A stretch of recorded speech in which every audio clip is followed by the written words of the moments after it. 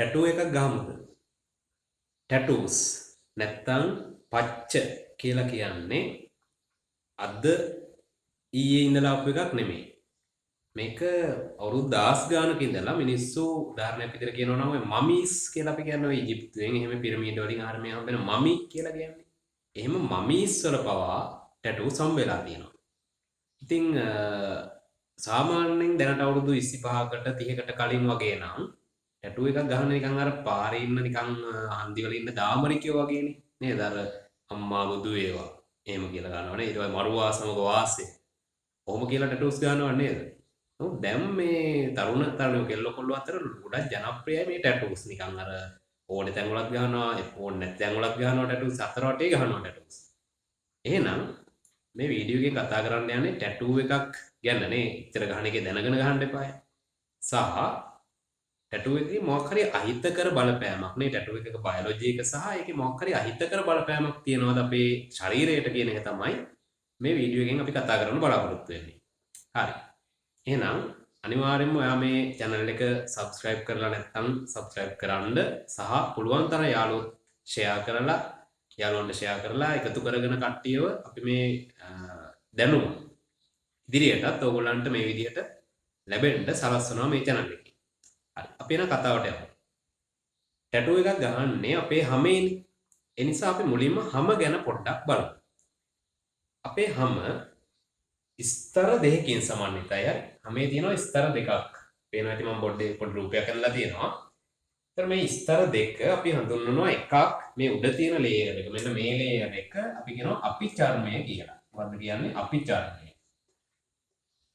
ඊට පස්සේ මේ පහළින් තියෙන ලේයර් එක අපි කියනවා චර්මය කියලා. ඔන්න ස්තර දෙක නැත්නම් අපි කියනවා ලේයර්ස් කියලා.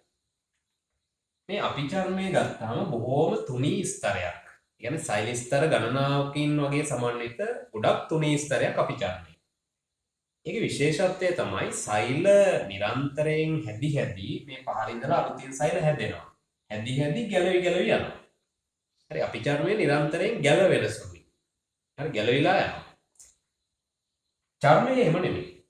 ඒක නිකන් ජෙලි වගේ ස්තරයක්. හරි ජෙලි එකක් වගේ. ඒතර මේ අපේ හැම ගැන කතා කරන්නේ. හරි. ඒතර මේ මුළු ස්තර දෙකේම ගණකමත් බොහොම සුළු ප්‍රමාණයක් මිලිමීටර් තරමේ ප්‍රමාණයක්.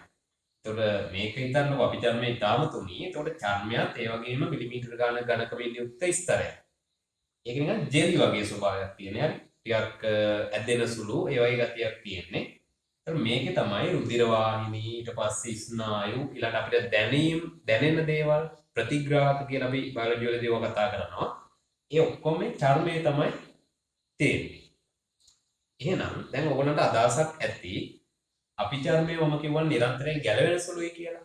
ඉතින් ගැලවෙන සුළු තැනක අපි පච්චයක් නිකන් අර පෑනේ තීන්තෙන් මේ වගේ ඇඳලා වගේ තියනවා නම් ඒක තියෙයි කියලා හිතනවාද ඔයගොල්ලෝ? කොච්චර පර්මනන්ට් ඉන්ක් එකකින් ඇඳලා කාලයක් යනකොට ඒ කියන්නේ වැඩි කාලයක් නෙමෙයි සතිය දෙකක් යනකොටම මේ අපිචර්මයේ මොනවා තිබ්බත් ගැලවිලා යනවා.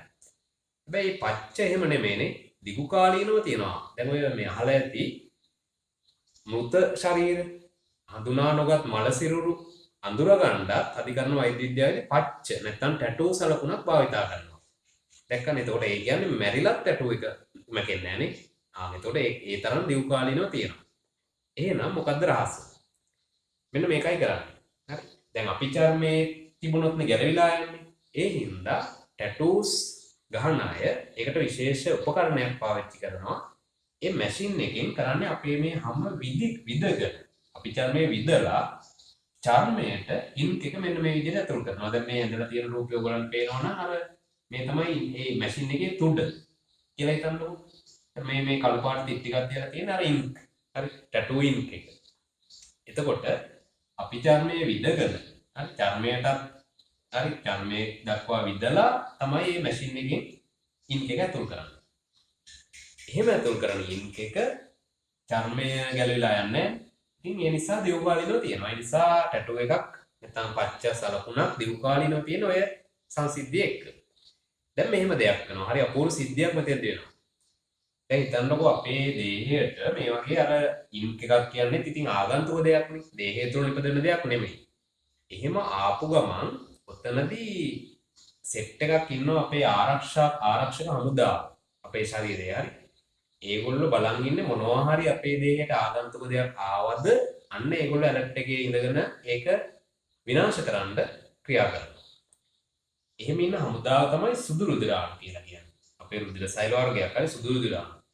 මේ සුදු රුධිරාණු වලින් ඔන්න මෙතනින් ඉන්ක් එකක් ආපු ගමන්ම අරගොල්ලන්ට යනවා පණිවිඩය ඇලර්ට් එක යනවා. හරි සුදු රුධිරාණු වලට මෙන්න මේ මොකක් හරි ආවා ආගන්තුක දෙයක්. ඒගොල්ලෝ ටක් ගාලා එනවා මේ ස්ථානෙට. දේහේ ඉඳලා හැමතැනකම ඉඳලා එනවා. ඇවිල්ලා නොඑක් දේවල් කරන්න ගන්නවා මේ ඉන්ක් එක විනාශ කරන්න. ඒ කියන්නේ අපිට දැන් මේ ටැටු එකක් ගහ ගන්න ඕනේ. අපි ටැටු එකක් ගහ ගන්න ඕනේ හින්දා ඉන්ක් එකක් දැම්මේ.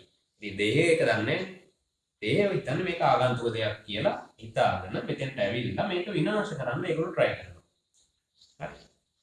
ඒතර ඒකේන ප්‍රධාන සෛල වර්ගයක් තමයි මේ ලියලා තියෙන මහා භක්ෂාණු. ඒ සුදු රුධිරාණු වර්ගයක්ම තමයි. එහෙම හිතා ගන්න පුළුවන් අපිට. සමහර සුදු රුධිරාණු වර්ග මේ මහා භක්ෂාණු වගේ බවට පත් වෙනවා. ඒතර මේ මහා භක්ෂාණු වලට තියෙන හැකියාවක් තමයි මෙන්න මේ වගේ ආගන්තුකාංශුවක් ග්‍රහණය කරගෙන එයාගේ සෛලය ඇතුළට අරගෙන ඒක බිඳ හෙලලා විනාශ කරන්න. අපි කියනවා එන්සයිම් යොදලා විනාශ කරනවා. කඩලා බිඳලා විනාශ කරනවා. කුඩු පට්ටම් කරලා දානවා. ඒතර බැක්ටීරියාවක් ආවත් ඒකත් ආගන්තුකාංශුවක්. වෙන මොනවා හරි දුවිලි අංශුවක් වගේ ආවොත් ඒත් ආගන්තුකාංශුවක්. ඒ හැම එකටම මෙයා කරන්නේ මේක. හැබැයි එයා මෙතෙන්දි පරදිනවා. මොකද හේතුව මේ ඉන්ක් එක ජීර්ණය කරන්න එන්සයිම් මෙයා ගාව නැහැ. බිඳයන් බිඳියන්නේ අන්න එතකොට එයා කරන්නේ ගිල ගන්නවා, ගිලිනවා, අංශුව ගිලිනවා මේ මාරි සෛලය තුලට ගන්නවා.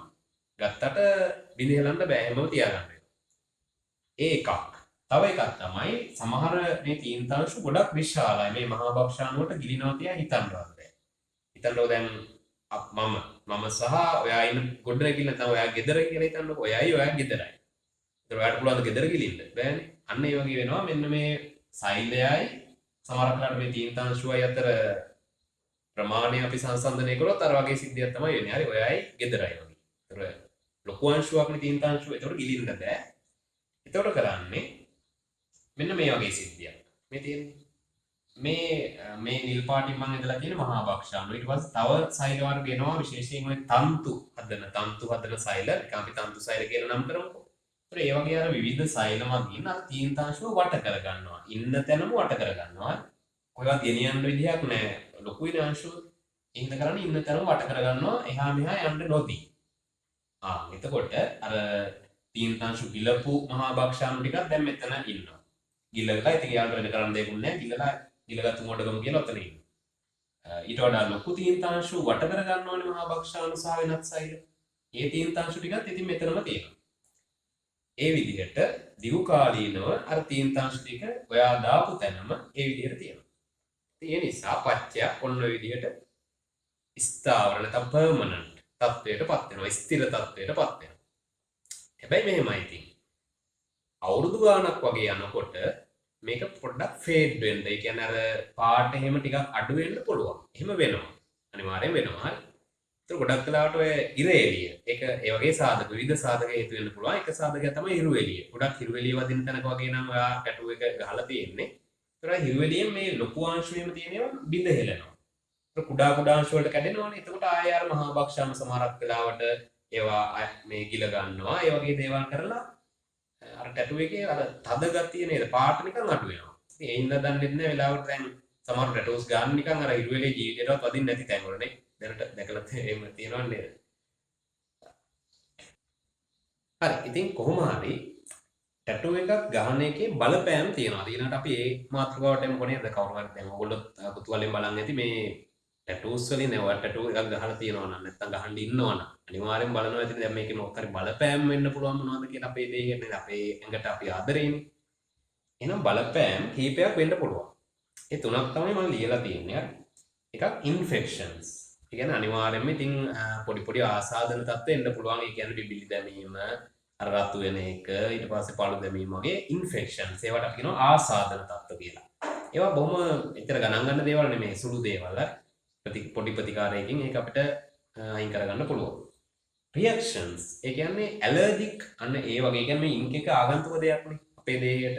දැන් ඔයාට සමහර ආහාර ආගන්තුක දේවල් ඇති ඕගොල්ලන්ට කන්න බැරි ඒවා. නේ දැන් උදාහරණයක් විදිහට මට ඉස්සෝ වගේ කූණිස්සෝ වගේ කන්න බෑ. අන් ඒ වගේ ආහාර ඇලර්ජික් අය ඇතිනේ. ඇලර්ජීස් කියලා කියන්නේ.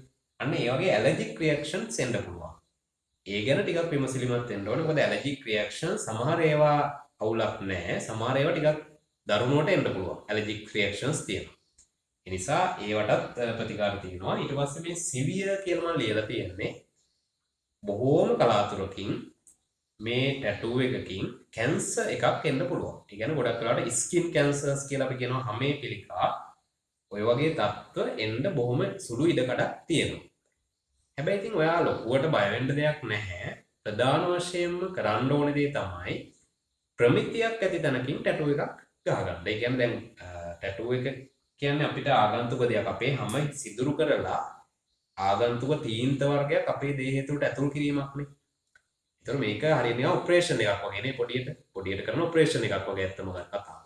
ඒතර ඔපරේෂන් එකක් කරන්න නිකන් ඔයා පාර අයින් ඉන්න කාට හරි මිනිස්සෙකුට කියලා ඔපරේෂන් එකක් කරගන්නේ නැහැනේ.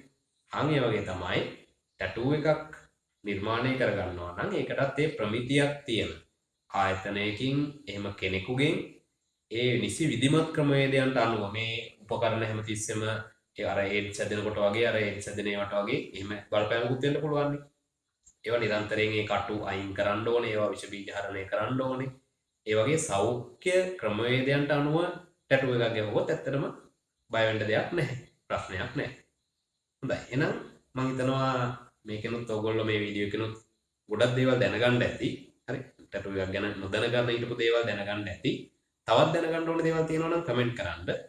සහ වීඩියෝ එක සබ්ස්ක්‍රයිබ් කරන්න අනිවාර්යයෙන්ම යාළුවන්ට ෂෙයා කරන්න. අපි තව වීඩියෝ එකකින් මේ වගේම හම්බෙමු.